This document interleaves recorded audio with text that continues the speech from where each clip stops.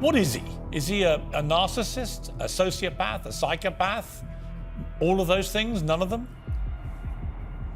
I don't think that he's a psychopath because he's been successful in repeated enterprises over long periods of time, and he has a variety of people who remain intensely loyal to him.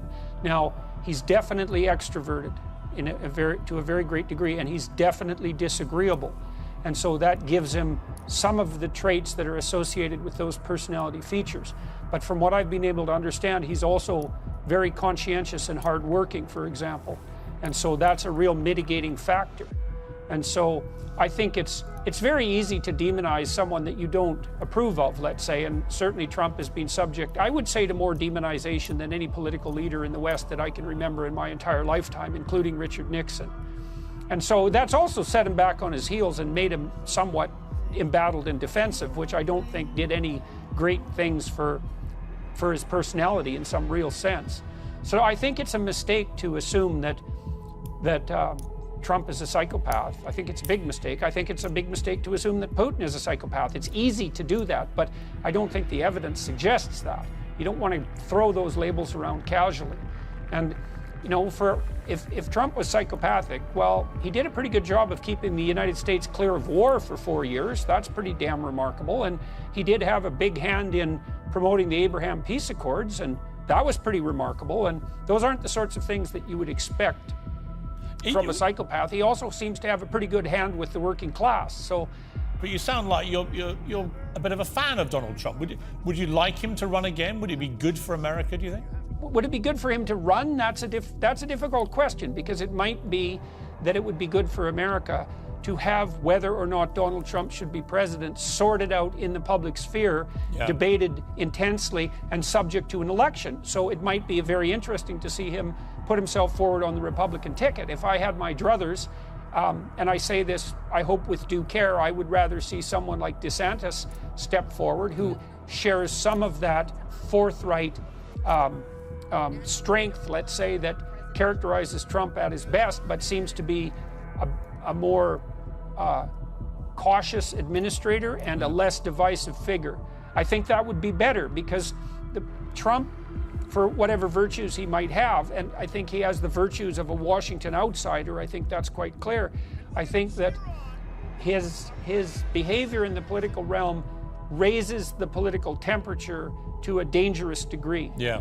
And, you know, I say that while trying to give the devil his due and not casting careless aspersions on his name. You guys had a civil war, and we're certainly not at that point. And I don't think that the current division is any greater than it was in the 1960s. In fact, I think it's less.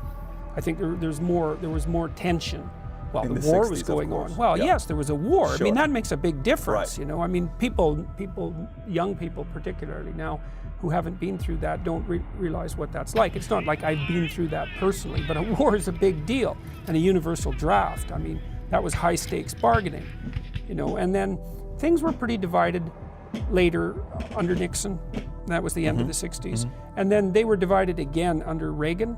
There were huge scale protests under Reagan, and the Cold War had really heated up, and everyone was afraid. There was plenty of division then. Even in my lifetime, I've seen times when I think that your country, the United States, was more divided than it is now. There is a fair bit of polarization now. I know that if you look at what's happened to political attitudes, the typical Democrat has moved farther to the left over the last 20 years. The Republicans haven't moved that much. They're still the median Republican is still relatively close to the center.